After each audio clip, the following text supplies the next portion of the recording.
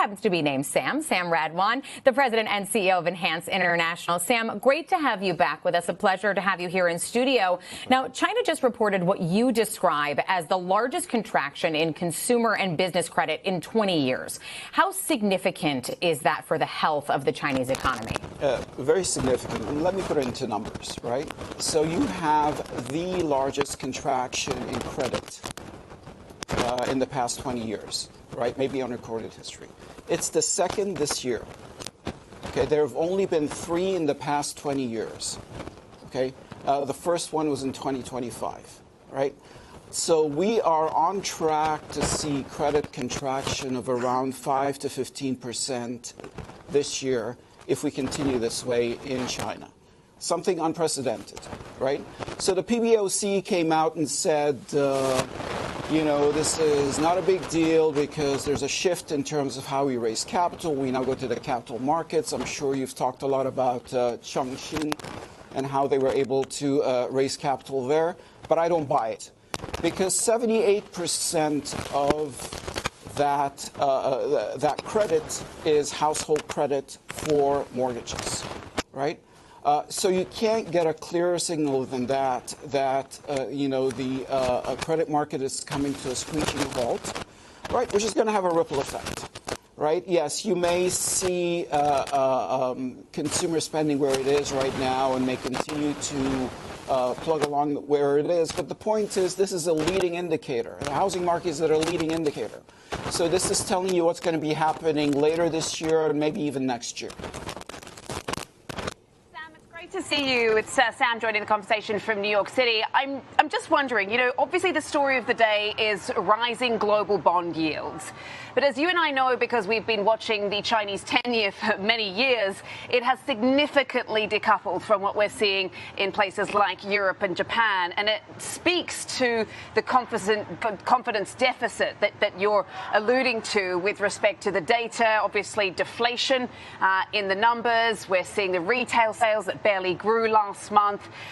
So with that widening yield differential between the US and China, clearly, as you mentioned, the PBOC has a very, very big task on its hand, a policy dilemma. Its hands are effectively tied. And so we look at the fiscal side.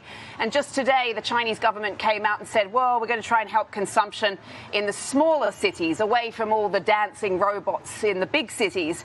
I'm just wondering, it's another piecemeal step, Sam. You speak to a lot of companies, you speak to a lot of people in China. What exactly do they need to do to energize domestic demand right now? They can't. I mean, it's a very simple factor that they're going to come to the realization of, right? I know the Chinese government likes to be in control, but this is one thing they're not going to control. They're not going to be able to control that. This is consumer behavior. This is 1.4 billion people, right? They are seeing their number one asset, which is their home, decline in value. And they're not seeing an end in sight. That's what they need to see. They need to see an end in sight. We cannot find the bottom in this housing market, right? So there's not much that they can do there. And to your point, I think we may even test, the all-time 1.7% yield on the 10-year in China this year, the way things are going, right?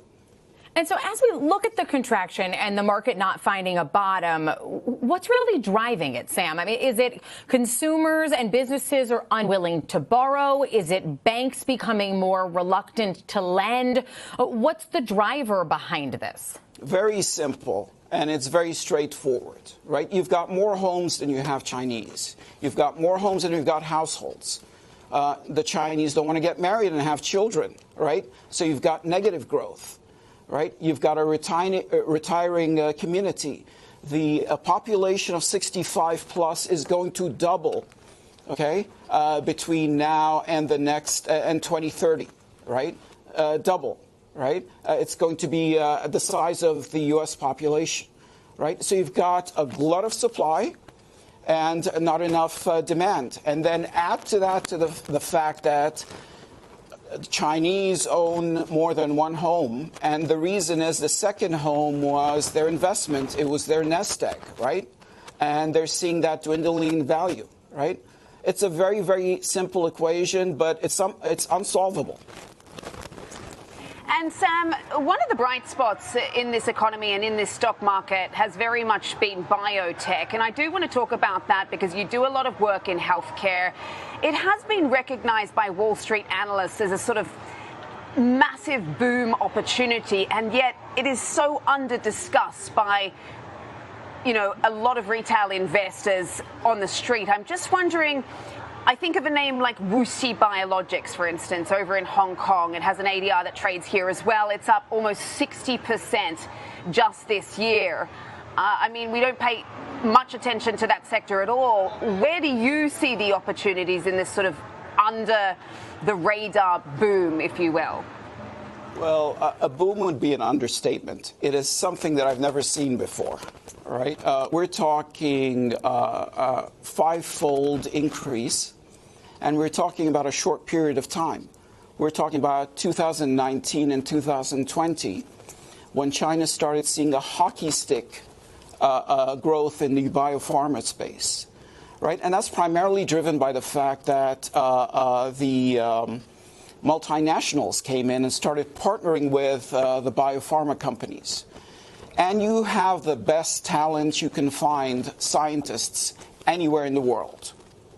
And the large biopharmas took advantage of that, right? So just to give you an example, from phase 1 trial to production, right? China used to be at 1.7% success rate.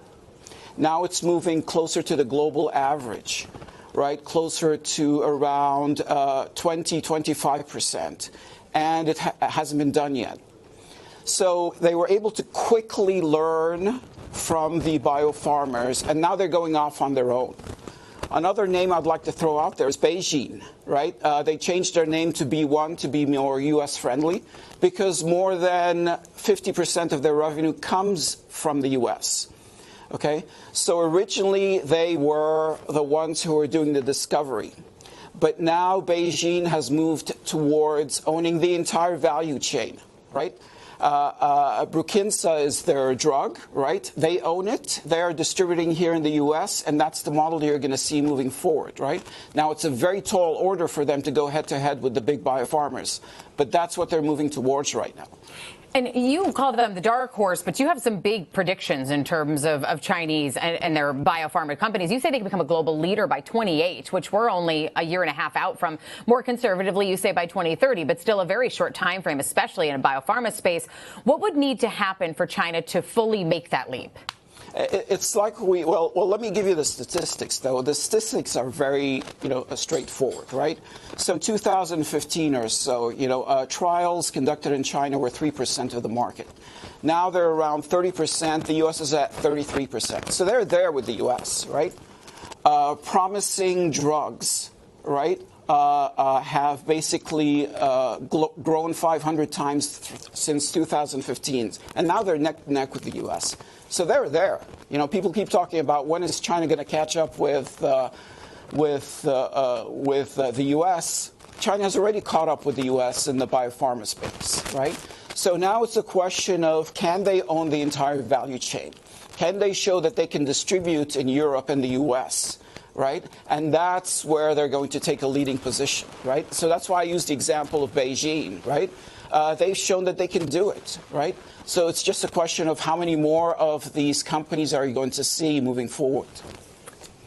It's not a matter of decades, it's a matter of years. Sam, really appreciate it. Thank you so much for joining us in the Chicago studio today. As always, appreciate your thoughts. Sam Radwan there.